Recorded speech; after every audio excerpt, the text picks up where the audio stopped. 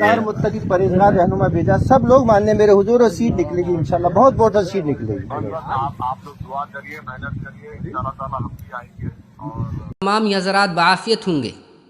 اس وقت سیاست کے اندر مسلمانوں کو نظر انداز کیا جا رہا ہے، کہیں اسٹیجوں پر سے دھکا دیا جا رہا ہے تو کہیں انہیں ٹوٹی ہوئی کرسیوں پر بٹھایا جا رہا ہے، کہیں انہیں دوسرے طریقے سے ذلیل کیا جا رہا ہے۔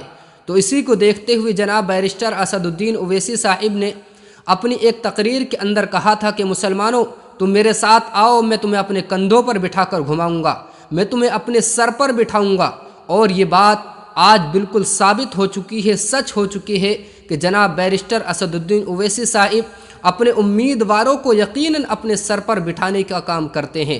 ایک ویڈیو بہت زیادہ وائرل ہو رہی ہے، وہ جناب بیرسٹر اسد الدین اویسی صاحب کے امیدوار کندرکی سے جناب حافظ وارث صاحب کی ہے کہ وہ اپنے کارکرتاؤں کو لے کر کے اپنا پرچار کر رہے ہیں۔ اسی دوران جناب بیرسٹر اسد الدین اویسی صاحب کی کال آتی ہے، اور اس کال کے اندر جناب بیرسٹر اسد الدین اویسی صاحب اپنے امیدوار سے کہہ رہے ہیں کہ محنت کیجئے اور دعائیں کیجئے۔ یہ حضرت عمر رضی اللہ تعالیٰ عنہ والا طریقہ ہے کہ حضرت عمر رضی اللہ تعالیٰ عنہ اپنے غلاموں کو اپنے اونٹ پر بٹھایا کرتے تھے۔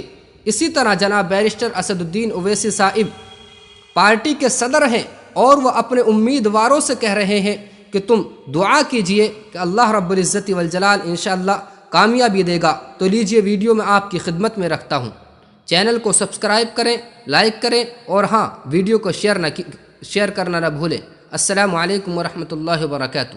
وہاں پر 500 لوگوں کے 28 تاریخ سے اجازت الیکشن کمیشن کی 500 جگہ پر جلسہ رکھیے، 500 لوگ الیکشن دے رہا اجازت۔ ٹھیک ہے حضور، تو ہم آئیں گے، ایک نہیں 2 مرتبہ آئیں گے، پر آپ لوگ محنت جاری رکھیے، بس اپنے حوصلوں کو بلند رکھیے اور اچھا کام کریے۔